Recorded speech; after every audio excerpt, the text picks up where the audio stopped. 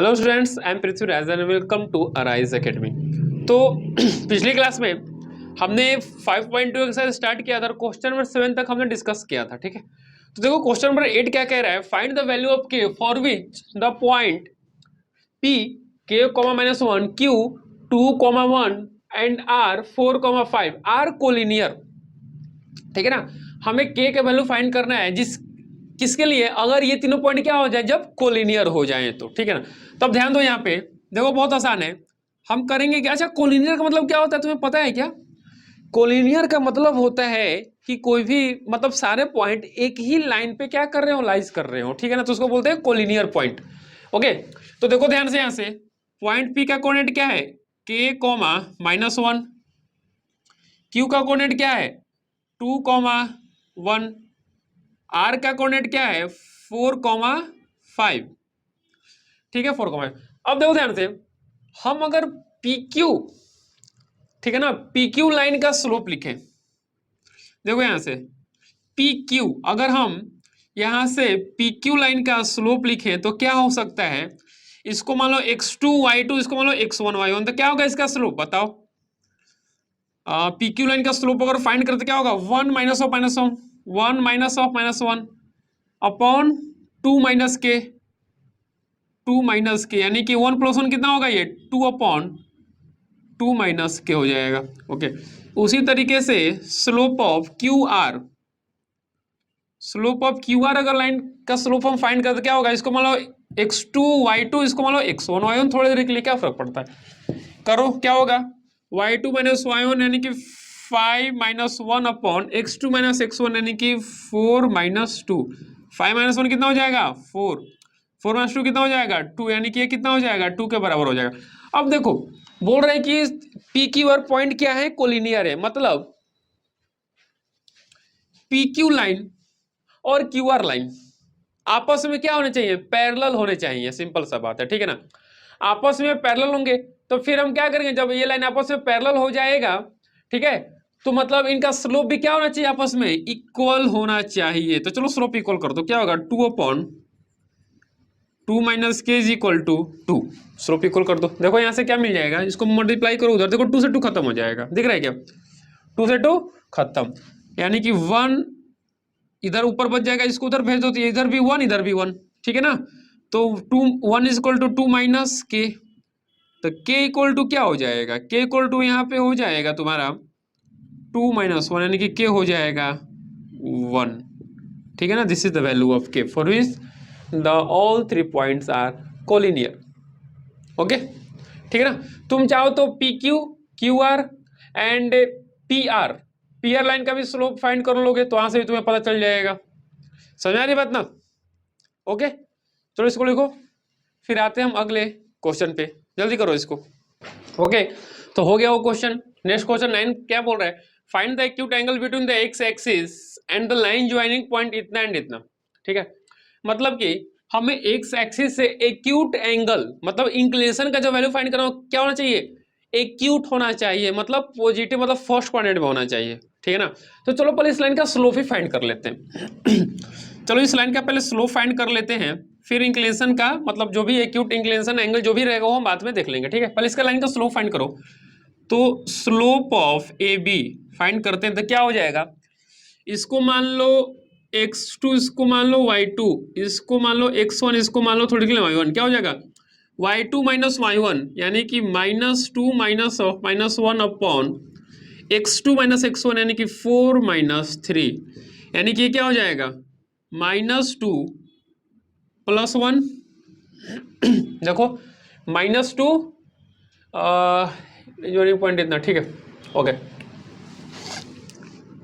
y2 minus -2 + 1 upon 4 -3 क्या होगा 1 होगा, यानी कि -1 अपॉन 1 है क्या होगा -1 हो जाएगा। यानी कि देखो ध्यान से, स्लोप क्या आ गया -1 आ गया, यानी कि हम ऐसा बोल सकते हैं क्या कि tan थीटा जो है क्या हो गया -1 आ गया। ठीक है ना, अब tan थीटा -1 0 से पाई के बीच में कितने डिग्री पे होता है, मुझे लग रहा है आई थिंक हम इससे पहले भी क्वेश्चन फाइंड किए थे, थीटा 135 डिग्री के लिए, पर यहाँ पर क्या बोल रहा है, थीटा एक्यूट की बात कर रहा है ना थीटा, तो थीटा एक्यूट की जब बात कर रहा है तो यानी कि सिंपल सा है, मतलब एक्यूट मतलब क्या होना चाहिए, 0 से 90 के बीच में होना चाहिए, ठीक है ना। तो 0 से 90 के बीच में थीटा के किसी मतलब क्या होगा इंक्लिनेशन, तो देखो ध्यान से क्या कर दो, tan theta equal to mod लगा दो।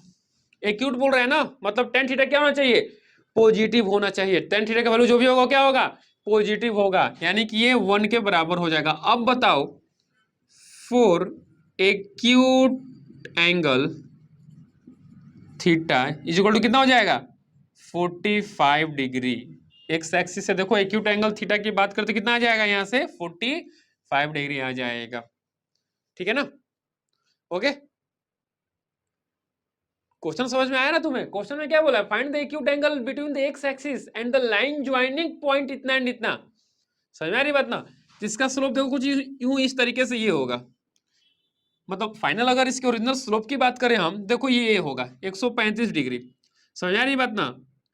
पर ये बोल रहा है कि एक्यूट एंगल होना चाहिए, एंगल क्या होना चाहिए, एक्यूट होना चाहिए। तो हाँ, तो इसको हम एक्यूट एंगल में कन्वर्ट कर सकते हैं ठीक है ना।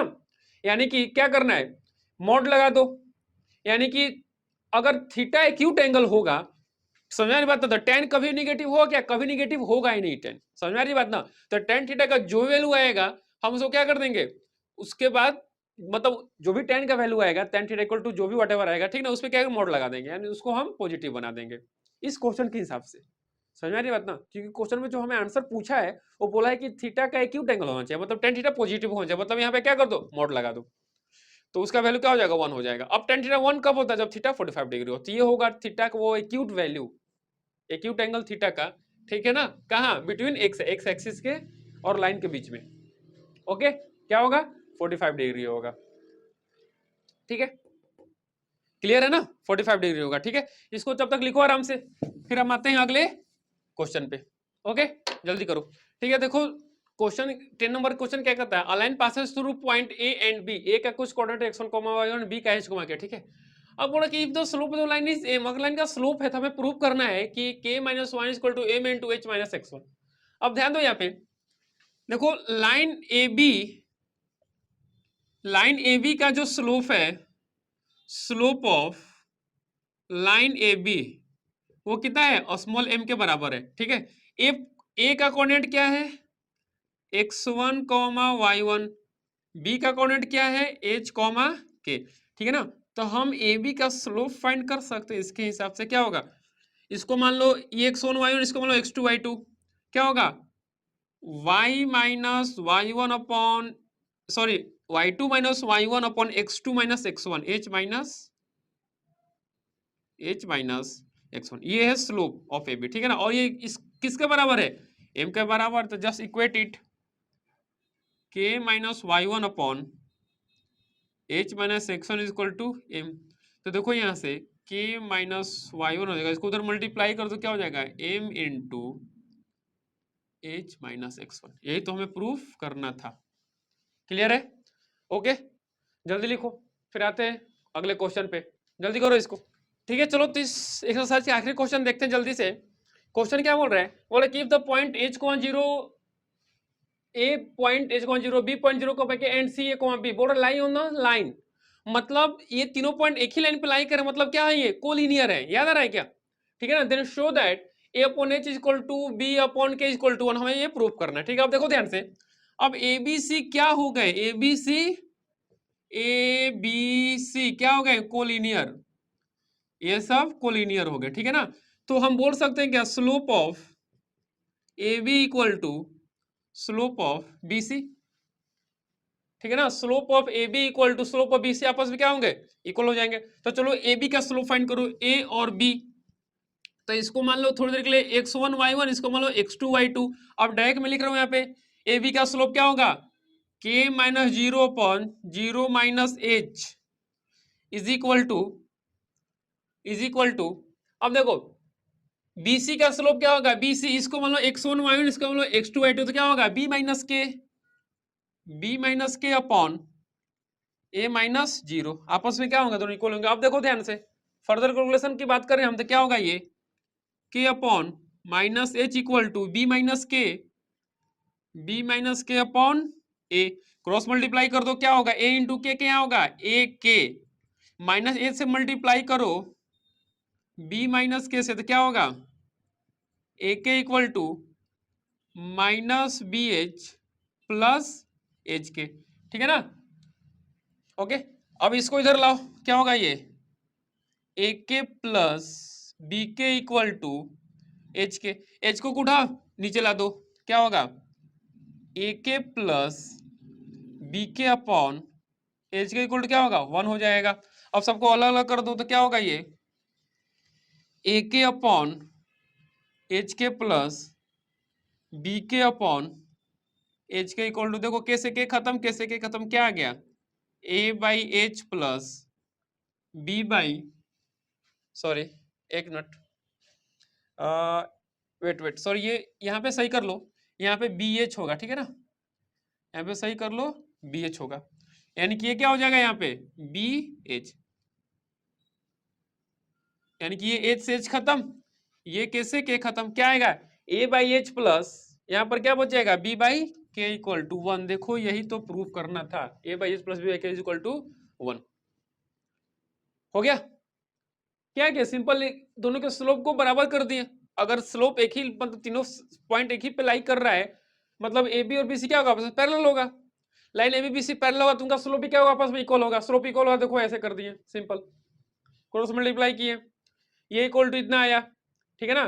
फिर इसको हमने क्या किया, इसके नीचे लाकर डिवाइड कर दिया, इधर 1 बच जाएगा, फिर सबको अलग अलग कर दिया था, k cancel, h h cancel, a by H plus B by के इक्वल टू 1, यही तो प्रूव करना था, ठीक है। तो चलो आज का वीडियो यहीं पे खत्म करते हैं, ठीक है। मिलते हैं अगले क्लास में अगले नए टॉपिक के साथ, तब तक चैनल को लाइक करो, शेयर करो और सब्सक्राइब करो। Thank you.